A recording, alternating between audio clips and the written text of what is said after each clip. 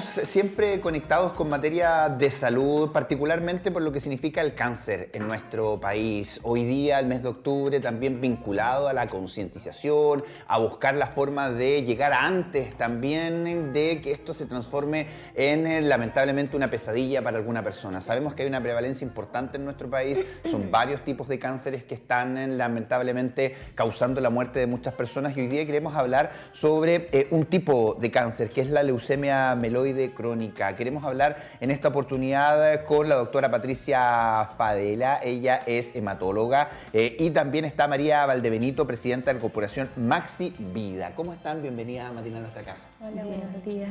Gracias por acompañarnos en esta oportunidad a ambas para conocer más acerca de este tipo de leucemia, una enfermedad, doctora, que quizás en lo común lo asociamos a niños y niñas, sobre todo escuchamos muchos casos ahí lamentablemente, pero este tipo de leucemia en particular afecta a las personas mayores. Si nos puede contar un poco más acerca de la leucemia mieloide crónica. Mira, la leucemia mieloide crónica es un tipo de leucemia que se ve muy poco en los niños, es una patología de mayores de 50 años, afecta casi igual a hombres y mujeres, y se produce por una alteración genética, que es un cromosoma, el cromosoma Filadelfia, que hace que la médula prolifere. Por lo tanto, hace unos años atrás tenía una mortalidad a los 5 años porque la enfermedad pasaba de una etapa crónica y pasaba a una leucemia aguda.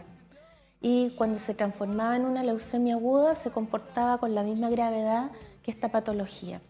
Entonces, gracias a los estudios, se han creado nuevas moléculas que producen un bloqueo de la acción de este cromosoma, lo que ha llevado a sobrevidas de 10, 20 años de los pacientes.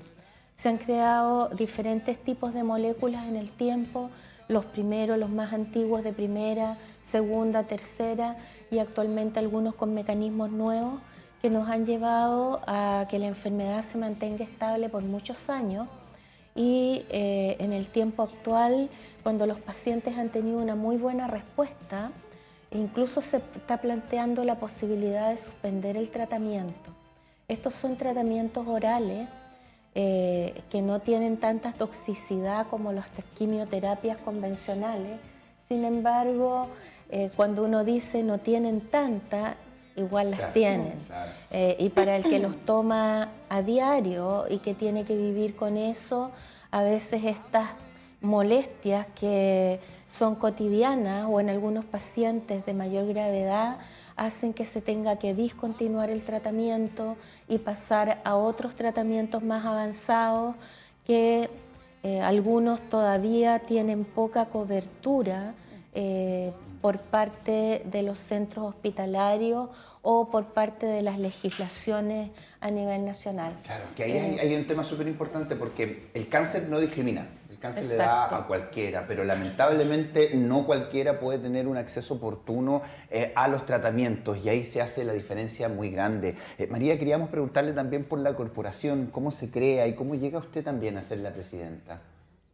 Bueno, yo pertenezco a la corporación hace como unos 17, 18 años y se formó porque habíamos muchos pacientes con leucemia que necesitaban un medicamento que no estaba en Chile y llegaron de una fundación de Estados Unidos, empezaron a hacer una donación. Así se empezó acá a tomar el tratamiento. Y ahí yo soy paciente de leucemia desde hace muchos años, más de los años que dijo la doctora he sobrevivido, así que yo llevo casi 28 años y a mí me dio en el tiempo que no habían tratamiento y era esa sobrevida, aunque dijo la doctora, de 5, 7 años máximo y yo pasé toda esa etapa. Bueno. Y ahí llegaron los tratamientos. O sea, yo quería seguir viviendo y las ganas de vivir me las dieron los hijos porque eran chiquititos. El más chiquitito tenía 1 año y medio, un poquito más. Y me dio joven. También otra edad me dio a los 38. ¿Y cómo se vivía en ese momento un diagnóstico de escuchar la palabra cáncer? Hoy día hemos escuchado mucho más, hoy día estamos un poquito más, quiero decir, relacionados con esta palabra, con lo que significa, pero hace un par de años atrás no era así. Sí, un montón de años atrás sí, pues era como que uno iba a morir nomás. Sí, el doctor le decía a uno, usted tiene tanta sobrevida y nada más. Entonces eso es como que la persona se decae mucho y más se estresa y le pasan todas las cosas y se afecta más la leucemia, avanza más rápido. Y sin tratamiento, si en eso era para mantenerte nomás la hidroxiurea que nos daban a todos en ese tiempo. No mejoraba en nada, si le mantenía, le bajaba los glóbulos blancos en la sangre nomás, pero la producción de nuestra médula seguía produciendo muchos igual, y ese es el cáncer de la sangre, así era.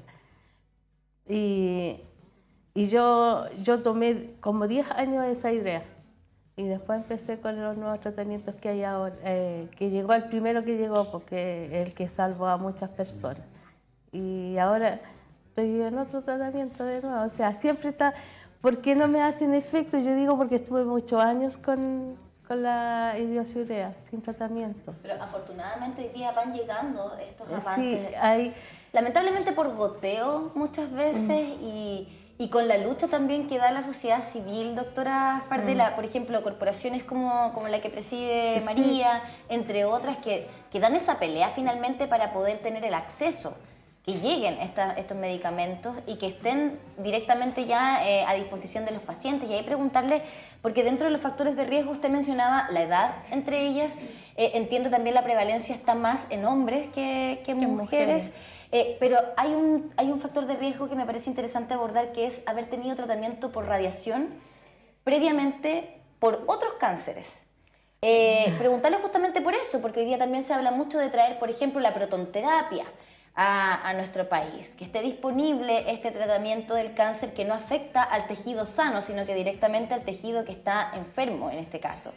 ¿Hace la diferencia poder tener el acceso a estas tecnologías que están en otras partes del mundo? Sí, mira, en este tipo de leucemia tiene un mecanismo muy específico, entonces aquí no se ha visto una relación con la radioterapia previa. Eso se ve más en otros tipos de leucemia o en otros tipos de cáncer. Pero como tú dices, el acceso precoz, como dice María, el haber pasado 10 años con un tratamiento que solamente más bien es cosmético, porque es como que te bloquea la salida de las células de la médula y tú ves que afuera está normal, pero el trastorno en sí sigue. Cuando llegan estas moléculas que no son igual que la protonterapia, pero en el fondo son moléculas dirigidas. Esto va dirigida a la alteración que tiene el paciente. Por lo tanto, logra hacer desaparecer el cromosoma alterado de la médula ósea.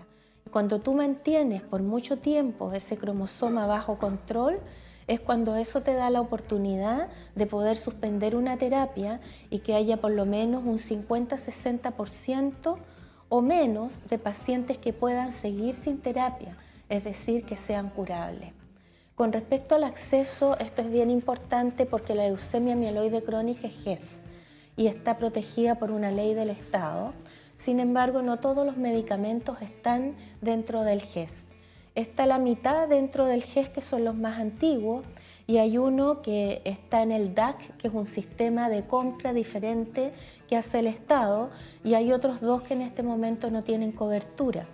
Igual los medicamentos más difíciles de conseguir se usan. ¿Por qué? Porque hay mecanismos de que los hospitales los compran igual o que están cubiertos por algunos otros sistemas en que la industria los pone a disposición como antes de que sean lanzados. Son unos pocos pacientes, se postulan, pero ya cuando tú empiezas a usar un medicamento en un país, al tiempo se empieza a utilizar un poco más y se empiezan a crear los accesos. Es muy importante, como decías tú, que los pacientes se organicen y pidan, porque tienen mucho más acceso los pacientes que los doctores. porque siempre existe como el mito que los doctores estamos un poco comprados por la industria Como que te quieren dar el tratamiento. Como que lo queremos dar porque nos pagan o nos regalan un almuerzo. Eso no es así. Siempre existe la evidencia. Cuando sale un medicamento al mercado, lleva muchos años de estudio y tiene mucha evidencia, y nosotros usamos lo que la investigación dice que hay que usar. Afortunadamente nosotros en este momento, como te digo, tenemos varias alternativas, pero después de la tercera línea, cuando un paciente ya ha pasado por tercera línea, tenemos los de segunda generación, y ahí tenemos que cambiarnos. Lo que hacemos ahora es que nos cambiamos de uno de segunda a otro de segunda, y de ese de segunda a otro de segunda. Entonces, esta posibilidad de avanzar de manera de obtener una mejor respuesta o de obtener menos toxicidad es lo importante. Claro, sí, aquí el tema del GES no es el problema del GES, sino que el acceso finalmente, y hay tiempos que obviamente están establecidos, pero ese tiempo para un paciente de salud en general es vida finalmente. Y ahí el poder de la sociedad civil, como dice la doctora María, de las fundaciones también que ponen estos temas. ¿Cómo han aportado ustedes también a esta conversación? Sí, nosotros hemos tenido reuniones con los diputados, con la de salud. También hemos ido a protestar a La Moneda y nos llamaron a una reunión y nosotros tuvimos ahí una conversación con una representante del gobierno, pero todavía no hay respuesta.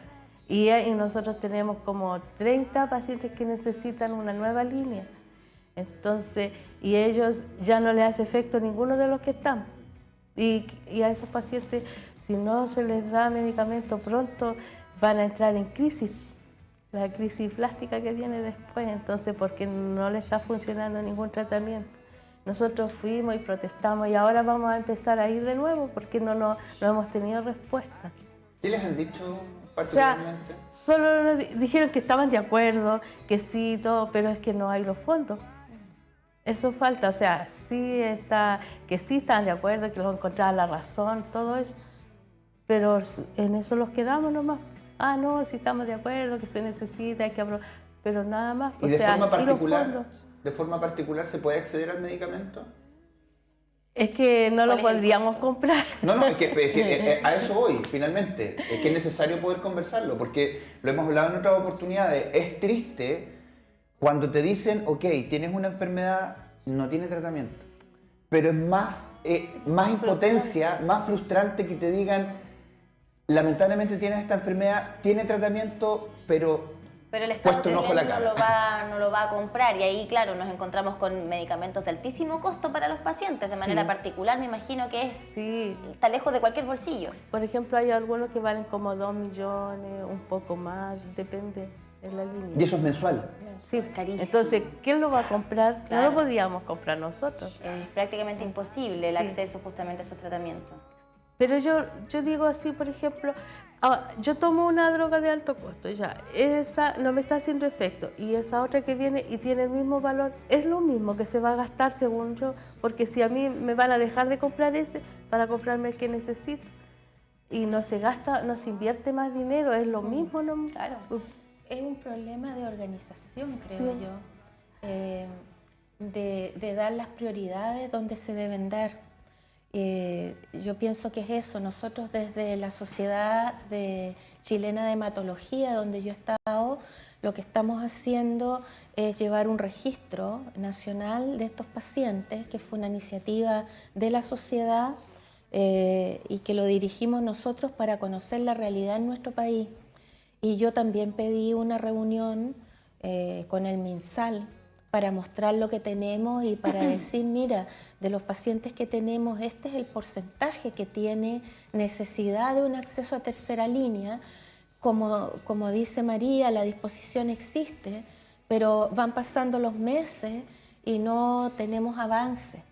El tiempo para algunos es el tiempo lineal y para otros el tiempo de la vida. Nadie puede desembolsar 1,5 millones, 2 millones al mes, porque Yo diría que no sé si un 0,5% de la población de nuestro país podría, No, prácticamente pero para imposible. cualquier persona corriente eso es imposible, Ahora- tanto de la parte pública como de la parte privada. Sí, y con respecto a la Ley Nacional del Cáncer, doctora, preguntarle también cómo estamos ahí, porque se cumplieron 1000 días de su implementación este año, hace poquito, y ya hay quienes están levantando la voz para decretar alerta sanitaria por cáncer en Chile, porque lamentablemente todavía no están los recursos puestos para poder implementar derechamente el Plan Nacional del Cáncer. Es que la verdad es que bueno, yo conozco a la gente que está ahí, nos hemos contactado también a través de la sociedad, les hemos ofrecido las guías clínicas que hizo la sociedad, que se hicieron cuando salió la ley Ricarte Soto, que dijeron que se iban a basar en las guías nacionales e internacionales, y nosotros hicimos un trabajo grande para tratar de actualizar todo y decir qué es lo que hay, revisado por todos los miembros de hematólogos del país, pero las cosas, como te digo, son lentas. La verdad es que uno se pregunta de quién depende finalmente dar el vamos, porque a veces los hospitales tienen sus presupuestos, los presupuestos se acaban, tú no sabes quién decide las compras, si las compras Senabás. Ahora también hay muchos pacientes que tenían medicamentos originales y se los han cambiado a medicamentos genéricos que los compra la Senabás. Y hemos visto que tienen más reacciones adversas, que no lo están tolerando bien. Entonces, ese es otro punto. Uno dice, ¿cuánto es el delta cuando a un paciente no le está yendo bien con algo que le iba bien, volver a comprarle lo que estaba tomando y no cambiarlo a otro? Entonces, son muchas aristas en esto y nosotros no tenemos en nuestras manos las posibilidades de decisión ni de poder apurar. Claro, y ahí está la presión también social finalmente, y es lo que se le ha criticado a toda administración pública finalmente, la administración de los fondos públicos, una buena administración de fondos públicos. Y ahí está la presión que hacen fundaciones como la de ustedes, están organizando algunas actividades, algunos conversatorios, para que también nos cuenten esas actividades organizadas, por supuesto, quien nos está viendo y que lamentablemente está con este diagnóstico y hoy día está conociendo la oportunidad de ser parte también de la fundación, mientras vemos también imágenes de este conversatorio sobre leucemia mieloide crónica. Sí, esa charla la vamos a tener más tarde, hoy día. La doctora va a dar la charla, es con la Corporación Maxivida. Y va a ser sobre los procesos de la leucemia, cómo empiezan, los medicamentos que hay, los efectos secundarios. Y hemos ido a otras regiones también, pues para que como educar al paciente un poco en su enfermedad. Porque ustedes vienen, hay que decirlo, desde la región metropolitana, no están de Sí. paso acá en el Biobío, van a estar esta jornada en Concepción para justamente dictar esta charla, el viaje del paciente por el sistema de salud. Usted va a estar ahí, doctora Fardela, ¿cierto? ¿Dónde? En el auditorio de la Corporación de Ayuda al Niño y Adolescente Diabético, a las 11:30 durante esta jornada. Me imagino la invitación es abierta, Es pero abierta. con mayor razón para los pacientes con LMC. Sí, para los pacientes, para los cuidadores, porque un paciente informado es un paciente que se puede manejar mejor, que tiene que entender su enfermedad, que tiene que entender la importancia de tomarse el medicamento. Hay muchas cosas que entender, porque hay que alertar al doctor, doctor, me pasa esto. Claro. Los colegas tienen muchos pacientes, entonces el paciente tiene que estar informado y esa es la labor que estamos tratando de hacer. A mí María me pidió una charla online para pacientes con dudas que tienen, porque no saben si esto se hereda para el resto de la familia, de qué viene. Hay muchas dudas y de repente hay mucho temor que también hace vivir con más incertidumbre. Es verdad. Y yo creo que aquí el conocimiento, y cuando el paciente está informado, también sabe mejor sus derechos y dónde tiene que insistir. Yo creo que es una gran labor. Esto partió, como dijo María, hace muchos años atrás, cuando la Max Foundation, que se creó a través de un chico que murió de una leucemia mieloide crónica muy joven y la familia tenía recursos. Y ellos, a través del laboratorio que creó el primer medicamento, empezaron a donar esto a nivel mundial. Entonces los pacientes uno los tenía que inscribir, tenía que demostrar que no tenían recursos y Max Foundation entregaba esto gratuitamente a nuestros pacientes, porque en ese momento el acceso era como 1,5 millones mensual por un remedio oral, entonces a uno le parecía algo de loco.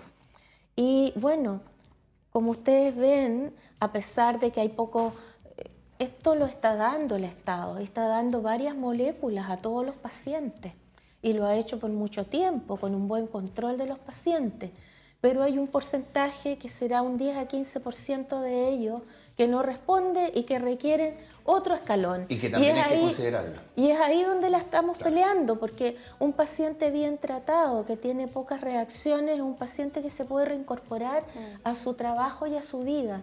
Y lo otro que hemos visto en el registro es que estos pacientes en Chile tienen un promedio de presentación más bajo que los pacientes a nivel mundial. María lo tuvo a una edad muy precoz, no sobre los 50 años.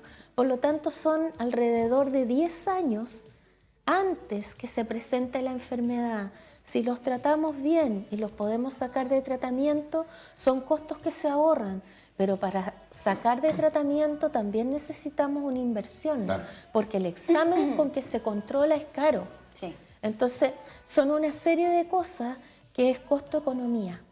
Y para eso tenemos que tener un interlocutor que sea capaz de tomar decisiones rápidas y efectivas. Por supuesto, un paciente bien tratado, con el acceso correcto al tratamiento, finalmente es un ahorro también para el sistema. Les agradecemos a ambas por haber estado con nosotros. La invitación está más que hecha para hoy a las 11:30 y esperamos verlas pronto nuevamente por acá. Nos alegramos de que se hagan estas cosas. Muchas gracias. Muchísimas gracias. Les agradecemos la oportunidad de poder hablar.